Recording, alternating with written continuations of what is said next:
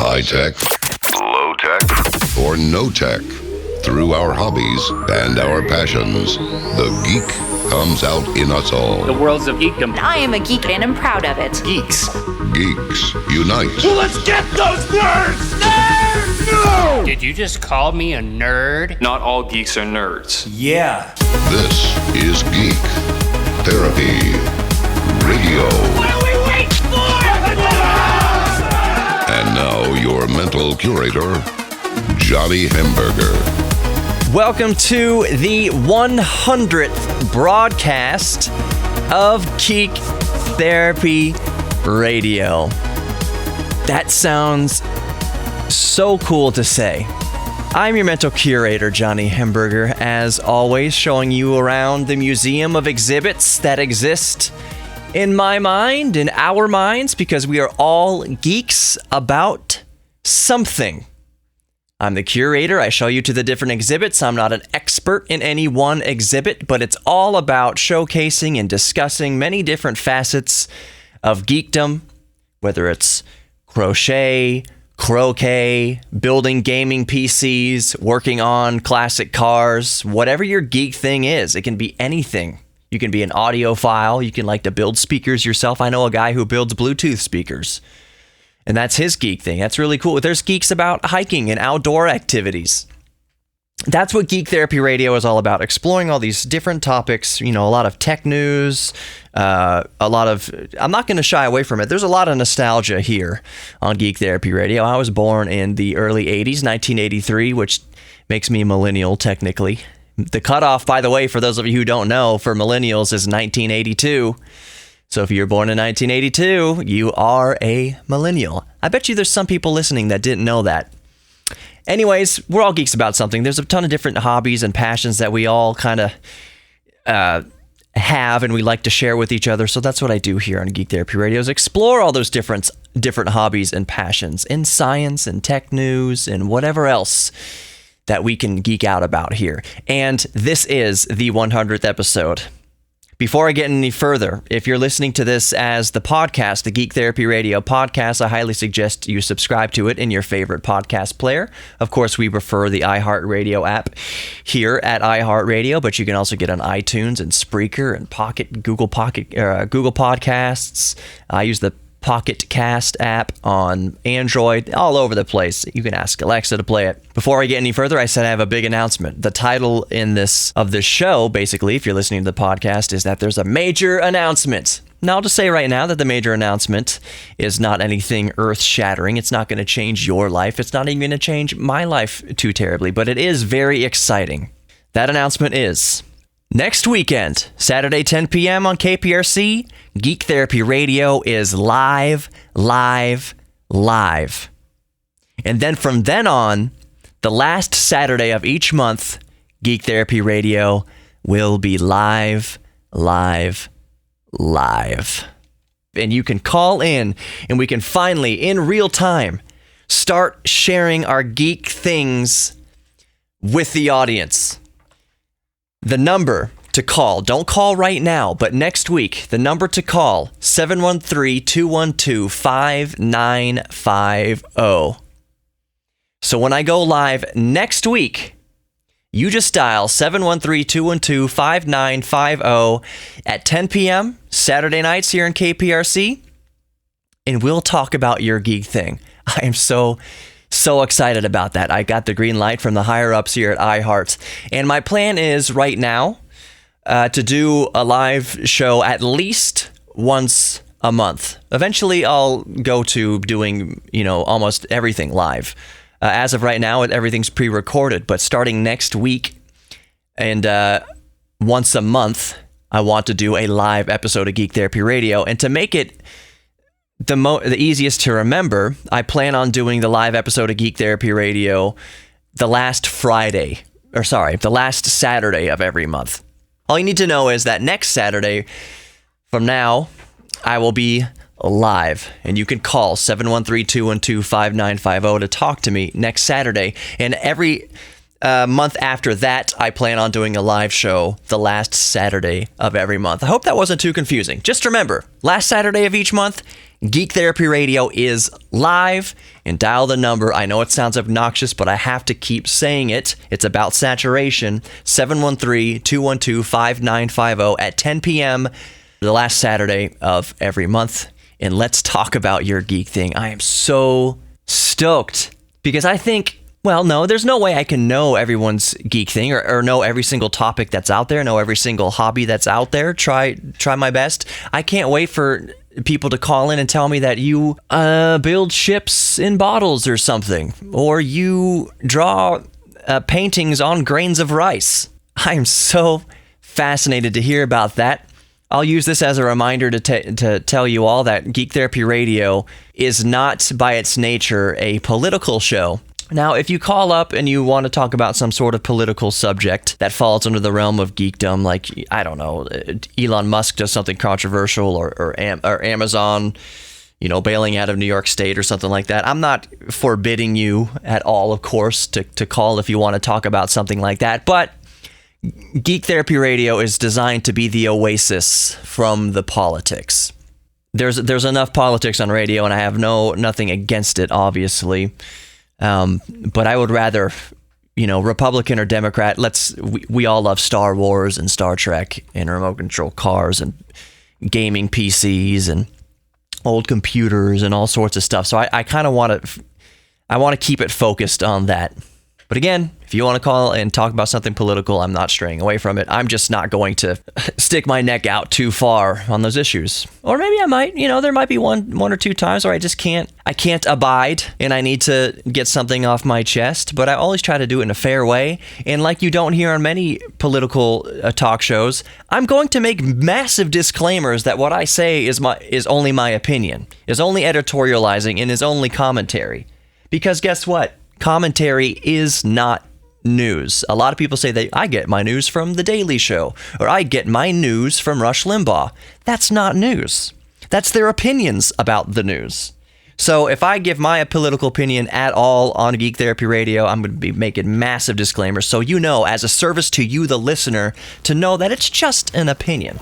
But either way, Geek Therapy Radio live next week, 713-212-5950, next Saturday, and the last Saturday of each month. I am stoked about that. Let's talk about why zebras have stripes and why flies don't like to land on zebras. And let's talk about private moon missions. And let's talk about the new Samsung smartphones that have come out. Let's talk about all of that coming up here on Geek Therapy Radio. Don't go anywhere.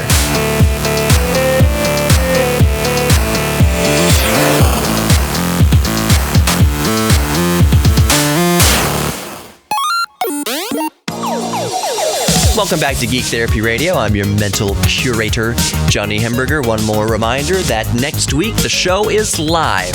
Next Saturday, you can dial 713-212-5950, and we will talk about your geek thing. I am super interested to hear what Houston is a geek about, and through the iHeartRadio app, what the world and what the country is a geek about. You can call in from California, you can call in from New York, from coast to coast, from the left coast to the west coast to the south coast, whatever you want, the third coast.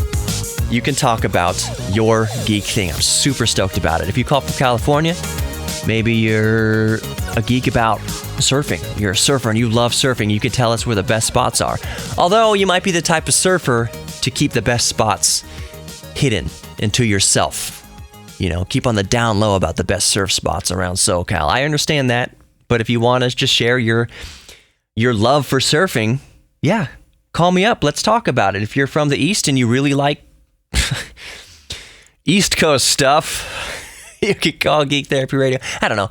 The beaches on the East Coast, unless I'm wrong, and this is something you could call me about next week, tend to be more rockier than the West Coasts and a lot colder. The water's very cold. I'm not saying that the water isn't cold in the Pacific Ocean, but the Atlantic, the northern Atlantic, the coast of Maine and all up there, it's freezing. It is so cold. Either way, coast to coast, sea to shining sea. Feel free to call me up on Geek Therapy Radio next week, 10 p.m. Central Time, Saturday. 713-212-5950 next Saturday, and then every last Saturday of the month. Okay, in this segment, we're going to talk about Samsung's new Galaxy phones, the S10, the S10 Plus, and the S10e, their budget, quote-unquote, flagship phone. It comes in at $750. S10, I'm just being a nerd about this, but it sounds like the Chevy pickup trucks. So we're not talking about Chevy pickup trucks, not the Chevy S10 that they don't even sell anymore. Or do they? Are they bringing it back like the Bronco, maybe? I'll look into that.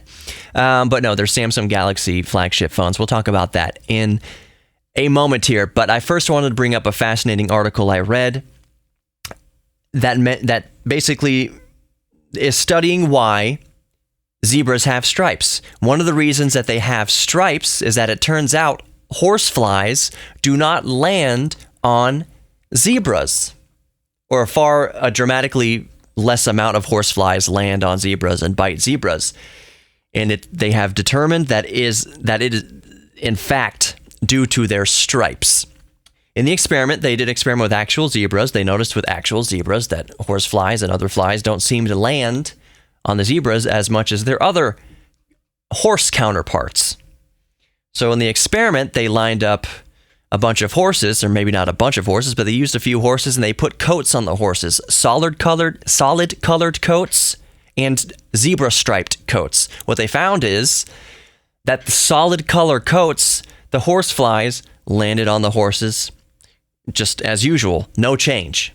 But when they put the zebra striped pattern coat on the horses, almost no horseflies landed on those horses. So they determined that it is the stripes, not any smell that the horses are giving off, not any smell that the zebra's giving off. It comes down to the stripe pattern that zebras inherit that keeps horseflies from landing on them. And that's very fascinating. That's extremely fascinating. The theory is that the horseflies get all discombobulated by the stripes, that they circle around the zebra as usual, like any other animal, but they don't go down for a landing. When they go down for a landing, they get thrown off by the patterns of the stripes. It doesn't look like a safe, or it doesn't look like a hospitable landing zone, or maybe it looks like water to them or something like that. They have very low resolution visual systems. But either way, they get close enough for a landing, and then they raise up again. It's not a good landing spot. Versus a solid color, which they land on, no problem. I would tend to lean towards that the black and white stripes it probably does trick the horsefly into thinking it's water, like the reflections coming off the water. You'd think water, oh, that's a solid color. No, not when the sun is shining. You have dark parts and you have very bright, flashy parts. So that probably tricks the little tiny brains in the horsefly to think that the zebra's skin, the zebra's coat, is water. They don't want to be in water because what happens when a horsefly or any bug lands in water? Gulp! They get eaten. It's an evolutionary thing. Avoid stripy things. Avoid things that seem like water, and maybe zebra stripes seem like water. That's interesting. So the geek rabbit trail that leads me down is, what about mosquitoes? If this study hasn't already been, conducted already, are there patterns that skeeters aren't attracted to? So if I wore, a striped short sleeve shirt or something like that, pants, hat, will a visual pattern deter mosquitoes from landing on you? That's worth looking into if it hasn't already been looked into. For one thing, you wouldn't have to carry around as much or any mosquito repellent. And you might think that's kind of an arbitrary thing, but no, there's a lot of geeks out there, a lot of us, who like to hike, and we like to go outdoors. And if you're hiking especially, every ounce counts. So if you can reduce the amount of bug repellent you need to keep on you, and if you just bring hiking shirts that are striped or whatever pattern deters the most animals or the most bugs, you're onto something there. Okay, let's talk about, actually no, I'm going to save the Samsung for the next segment. It's a longer segment, so we can really dig deep into the new Samsung products here. It's not just the phones. They have also a tablet and their Samsung Fold, Galaxy Fold phone, the first folding phone. It's real, and it's crazy. So back to the insect repellent. It's fascinating to me how, and if you listen to Geek Therapy Radio, if you subscribe to the podcast, I did a whole podcast on curiosity itself.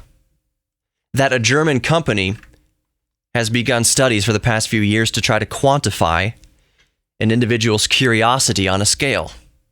Where do you register on the scale of curiosity? So for a lot of us, we read an article about zebra stripes repelling horseflies. And for me, and probably for a lot of people listening, that you may have thought of, it might have spurred that rabbit trail of other curiosities. In this case, how mosquitoes might be repelled without using chemicals. If it comes down to just certain patterns that we can wear that repel mosquitoes. Our curiosity, these rabbit trails of curiosity are such things that get us to the moon and that may one day cure cancer and beat AIDS and cure disease and bring along revolutions in technology. It's all sparked by that curiosity. And that's why curiosity is so important. And that's one of the goals of Geek Therapy Radio here is by talking about so many different fascinating topics and putting that out into the ether of the audience. Basically we talk about the cloud and like cloud computing. This is like the first old school version of cloud computing. I'm putting ideas into your head that may spark a curiosity to get your great minds, greater than mine, thinking about advancements in technology and cures for disease. So I'll use the last minute here of this segment just to encourage you. You know, maybe you're not going to be the type of person who takes a story about zebras and horseflies and turns it into a cure for disease. You know, you might get onto something that if you reduce the amount of mosquito bites, then you can reduce the spread of malaria or something like that. You can maybe, who knows? But that's kind of my point. It doesn't have to be something that encourages you to change the world necessarily. That's certainly a possibility. But if you just take the opportunity to take different vantage points in life, look at things with a different perspective, almost like a Dead Poets Society, standing up on your desk and looking at the room in a different perspective. There's a lot of things just in day-to-day life to geek out about. And if you just kind of take a different perspective, just kind of force yourself and remind yourself to make a habit of looking at things from a different perspective, a few times a day. Any subject, any monotonous thing in your work life or your home life, just look at it from a different perspective. Try to think about it in a different way. Even just visually stand up on something, don't hurt yourself, and look at something from a different perspective. Think of a problem from a different angle. Who knows how far we can advance as a society, and who knows how much better your life can get. What you'll notice that you can improve. Or what you can notice that you don't have to worry about. All right, more Geek Therapy Radio coming up. Let's talk about Samsung.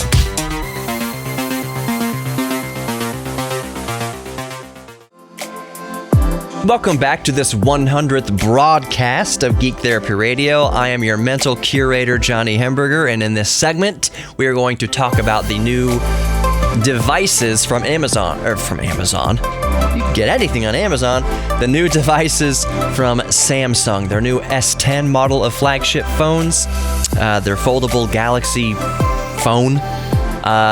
Fold phone. I don't know how to explain it. It's just called the Samsung Galaxy Fold. It's a folding smartphone that basically folds out to be the full size of a tablet, but you fold it in half and it's the size of a smartphone. We'll talk about that. That is actually fascinating probably for the reasons that aren't immediately apparent. 100th broadcast. Just want to say thank you one more time because it was a long road to hoe to even get Geek Therapy Radio on the air. So it means a lot to me that you turn out, and you turn out digitally, the downloads of the podcast, you turn out with the clicks. You've proven that there is a space, even among political radio, for us just to go to an oasis, to geek out together, to share the things that we have in common. It's a welcome respite from listening to things and watching things in the media that are just designed to piss you off and drive us apart. Piss you off enough to get you watching or listening enough to get to the commercials. And you know what? I have no problem with commercials. I have no problem with the concept of capitalism in general at all. I want you to listen to the commercials of Geek Therapy Radio because that's how this business works. But I think I can get you to the commercials by having you reminisce on nostalgic nice things, by talking with people from all walks of life about building PCs, to talk about gaming, to talk about people's geek things. So my way to get you to the commercials is something that I am doing to try to help you, if not help society, just help you cope with not just depression, but just even the doldrums of life. So if you do that with me each week here on Geek Therapy Radio, which you have been, I truly thank you from the bottom of my geek heart. We're all geeks about something. We're all geeks about something. We're all geeks about something. So embrace your geek thing. In 2019, geeks are officially sexy. Geek is no longer a bad word or an insult. It means you're passionate about something. And we should all be so lucky to be passionate about something. And that's what I want to help you find here on Geek Therapy Radio. So, speaking of geek things, a lot of people are passionate about the latest and greatest technology. I like to keep up with the latest and greatest tech news. And the latest and greatest tech news right now is that Samsung has unveiled their new Galaxy line of products, the new flagship phone, a new tablet, which meh, and a folding Samsung Galaxy Fold phone. So let's talk about the Galaxy S10. I still have the Galaxy Note 9. Sarah has the Galaxy S9 Plus. As we dig into kind of the specs and discuss the new Galaxy S10 models, are they good enough? Is this new launch good enough to get me to buy a new S10? Not a Chevy S10, a Samsung S10 smartphone? No, I don't think so. It's the Qualcomm 855 over the S9's Qualcomm 845, so it's an incremental upgrade in the processor. There's I'll call it an incremental upgrade in cameras, just by the fact that there's more cameras. Phones are getting so crazy with the cameras. The Samsung S10 Plus has 5 cameras on it. 3 in the back, 2 in the front. They've gotten rid of the notch. It's a punch out in the screen now. There's a circular punch out, or in the S10 Plus's case, a rectangular punch out in the screen. It's like someone literally took a hole punch to a piece of paper. Picture that, but on a phone camera screen, or on a smartphone screen. That's where they put the camera lens, right there in the display, top left corner, and it's just a punch out, a laser cut punch out instead of a notch, which I don't think Samsung really needs to have done. I'm on the fence about notches and punch outs altogether. Samsung says this is their way to have avoided a notch altogether. Is it really? You're still chewing up screen real estate with a black hole. I mean, it's small, but we get it. Regardless of my feelings of being on the fence about notches or punch outs of the screen, you vote with your wallets. Consumers have voted with their money, and they don't care. A few months ago, everybody in the tech community was making a big fuss about the Google Pixel 3's notch, the giant notch that it digs out of the top middle of the screen to house the cameras and different sensors for like facial recognition and different things like that. We made such a big deal about it, making fun of Pixel for their massive launch or massive notch. Turns out consumers don't really care. The Google Pixel's a popular phone. iPhones are popular phones. Other Androids that have the notch are popular phones. So, regardless of my feelings and desires, and I have no problem with slim bezels. I think the S9 Plus and the S9, the last version of the Galaxy smartphones, were just fine with very thin top and bottom bezels. I personally prefer that. I don't want any of my screen real estate chewed up by a jut coming out in the middle of it or a hole punched out. But regardless of how I feel, people still buy them, and it's just something that I'm going to learn how to live with. My next phone is probably going to have a notch in it. Interesting about notches, though, and screen punch-outs is that the Galaxy S10e comes in at $750. It's their quote-unquote a budget smartphone, when budget flagship smartphone, when flagships like the S10 and the S10 Plus, we've been hitting the $1,000 mark that's no surprise. Flagship smartphones around and over $1,000. That used to be a taboo thing to even mention, but that's just where we are now. It's old news that flagships are over $1,000. So the S10e comes in at $750. It doesn't have a notch or a punch out in the screen. It just has very thin bezels on the top and bottom, just like the old S9 Pluses and S9s and Note 9s. And I'm cool with that. The S10e, to come in at a more budget-friendly price, I guess it is $250 cheaper than a normal flagship. I guess that's budget, all things considered. But they remove its 2 cameras on the back. They remove one of the cameras on the back, which, you know what? If you've used a Galaxy S9 or S9 Plus or Note 9, the cameras are baller status. Basically, the extra camera on the 2 flagships, the S10 and the S10 Plus, one of them is a super wide angle. It's like a 123-degree wide angle lens. It's not the selfie camera. You think that the selfie camera will be a super wide angle. And one of them definitely is on the S10 Plus. It has 2 front-facing cameras. One of them is a wider angle,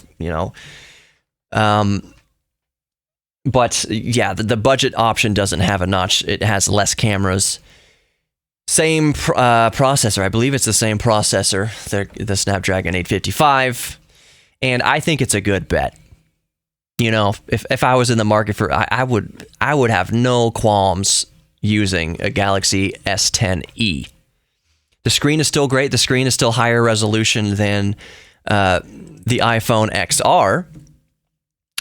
The iPhone XR's screen resolution is 1792 by 828. That's a sub 1,000 number, which is crazy to me. But a screen's at such a low size, it doesn't matter. People say, "Oh, let's put a 4K screen on a 12-inch laptop." You can't see the difference between 4K and 1080p on such small screens. It's ridiculous. 4K matters when you have big screen TVs going 55 inches, 60 inches, 90 inches.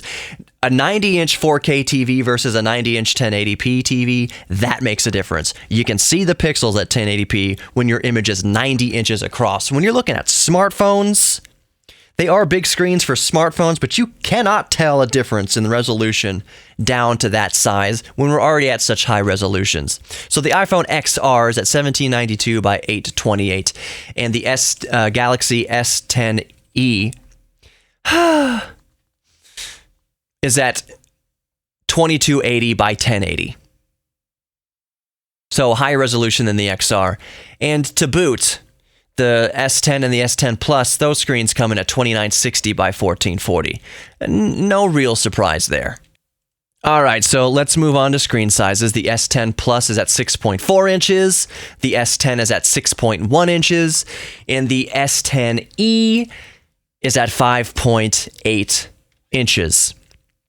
If you can swing the dough on any of these phones, by all means. Samsung, there's no such thing as a perfect smartphone. There's no such thing as a perfect flagship smartphone in all areas. But Samsung has come the closest to ticking all the boxes correctly out of any manufacturer. That's just, I would say that's just me, but there's plenty of others in the tech sphere who believe the same thing. Again, they're not perfect. There's no such thing as the one perfect device. But in my experience with Samsung smartphones, they come the closest to ticking all the boxes correctly. You know what? In the next segment, let's talk about the foldable Samsung Galaxy Fold and what implications that could have to the future of portable devices. It's very fascinating. Stick around. More Geek Therapy Radio coming up. Don't go anywhere. Make sure you subscribe to the podcast, Geek Therapy Radio, on the iHeartRadio app or your favorite podcast app. Don't go anywhere. More Samsung stuff coming up. 100th broadcast!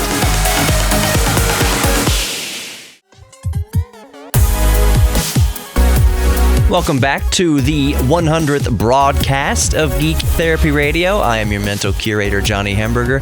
Let me just take a few seconds here for Kung Fu Saloon at 5317 Washington Avenue. You're driving around right now, you're looking for something fun to do, you're a geek, because we're all geeks about something. Well, the best place for a geek to go and have a great time is Kung Fu Saloon.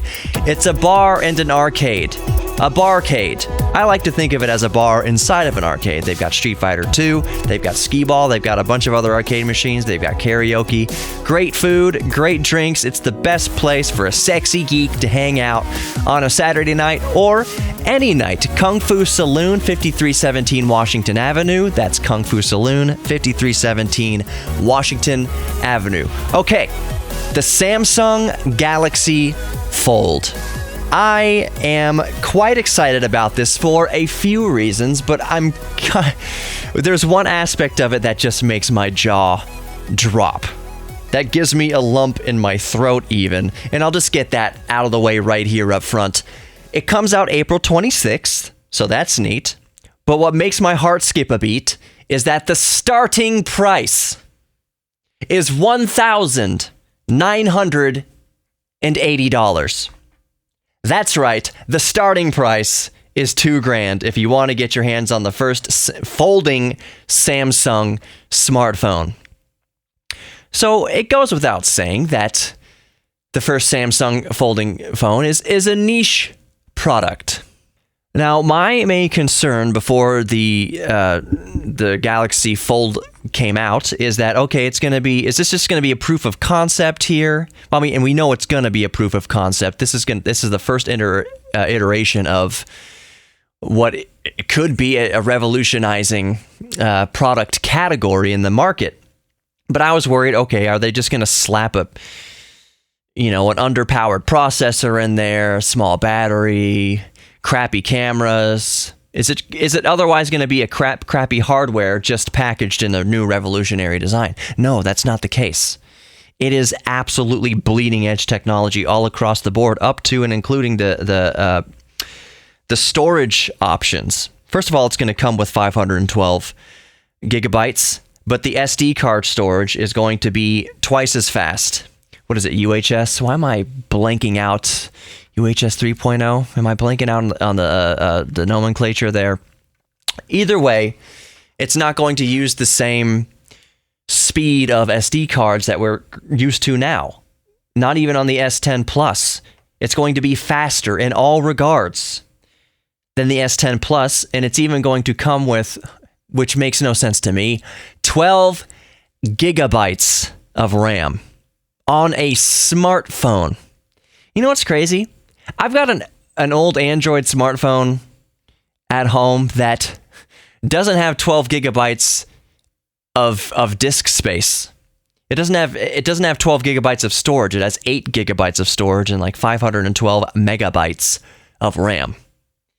It is torturous to use in 2019. So the Samsung Galaxy Fold has more gigabytes of RAM than my first Android had in storage.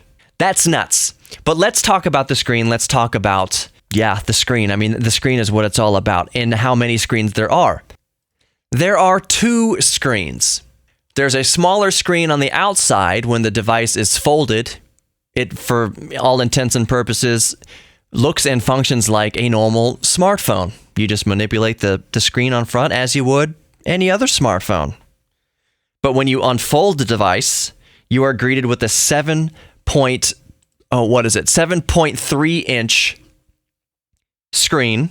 The resolution is 2152 by 1536. That's the resolution. And the aspect ratio is really weird, 4.2 by 3. So when you open the phone, all you need to know is when you open the phone, it is more like a tablet now. That's how much screen real estate you have, which is incredible. And it's using the latest technology in OLED displays. The screen looks absolutely phenomenal. We can rest assured that it will look great.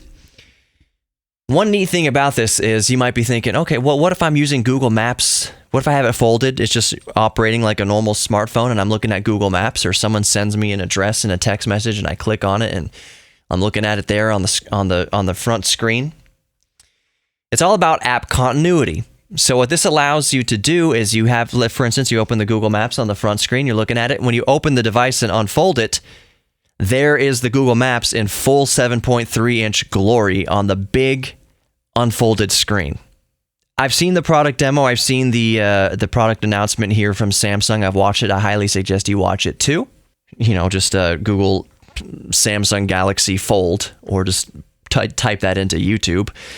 And it's all, the industry is just a buzz about it. And you can watch Samsung's own keynote on it, and they demonstrate it. They have a physical device. It's no longer just a theoretical prototype. You can buy it in April. But when you unfold the screen, here's something I wasn't expecting, because I wasn't thinking about it. There's 6 cameras altogether on this. 6. There's 5 cameras altogether on the S10 Plus, on the Samsung Galaxy Fold. There's 6 cameras. So when you unfold it, the thing that I didn't think about is that the interior giant screen has a relatively big notch in the upper right. So what surprised me that I didn't think about is that it would have a notch, period, and that they would locate it up in the top right. I thought that's going to chew into some serious, application real estate there. But as they demonstrated, if you're watching Netflix, there's nothing on Netflix at this crazy 4.2 by 3 resolution. So if you're watching a 16 by 9, for instance, most stuff is 16 by 9, you're watching something like that on Netflix, you're not going to see that notch. That's not even going to come into play. Really, when that comes into play is if you have that full screen, let's say Google Maps. But as we discussed earlier here at Geek Therapy Radio, consumers have already voted with their wallets. They don't care about the notch. It's just funny to me that the notch is there in the first place, and the position of the notch in the top right. Is it a huge knock against it? I don't think so. They got to put that stuff somewhere. They got to put those cameras and sensors somewhere. So there has to be a notch. Why would you? It'd be kind of silly to have this folding smartphone, then you unfold it and it has a bunch of bezels. Isn't it? You remember those? Do you remember the TV displays they used to have, especially back when they were old CRT tube TVs, all the square TVs, but they're arranged in a grid, and they have one movie playing across all of the screens to make it just one big giant screen. But all the lines from the bezels of the TV cutting into it, that it's very distracting. But that's not what the Samsung Galaxy Note does. It basically takes what bezel would be there and it just crams it into a notch in the top right. I think it's implemented rather well, or as well as it could be. So it's really neat. And do I want one? Absolutely yes. I think it's one of the coolest things to come out of the whole entire flagship smartphone sphere in a long time. Since I think it's the most revolutionary smartphone since the Apple iPhone, to be honest. So do I want one? Yes. Am I lining up to spend $2,000 starting price for it? Heck no. Heck no. Heck no. This might be one of those things where I advise, unless you're just loaded with cash, it's coming out your ears. It's one of those things that I say, wait to the second or third generation. It'll be better than the first generation. That much we know for sure. The Samsung Galaxy Fold looks really cool, and it is really cool, but you know that the Samsung Galaxy Fold 2 will be much better. Not necessarily much bigger, but just possibly implemented a little bit better. They'll have button things up a lot better. So that wraps up the 100th broadcast here of Geek Therapy Radio. Thank you for being a part of it. Thank you for getting me to 100 episodes. Be good to each other, especially yourself. I'll see you next week live here on Geek Therapy Radio. Make sure you have the number memorized, 713-212-5950. I'm going to take the calls from Houston and perhaps the country, perhaps the world. We're going to explore your specific individual geek things for the first time ever live here on Geek Therapy Radio. I can't wait. Take care. See you guys then.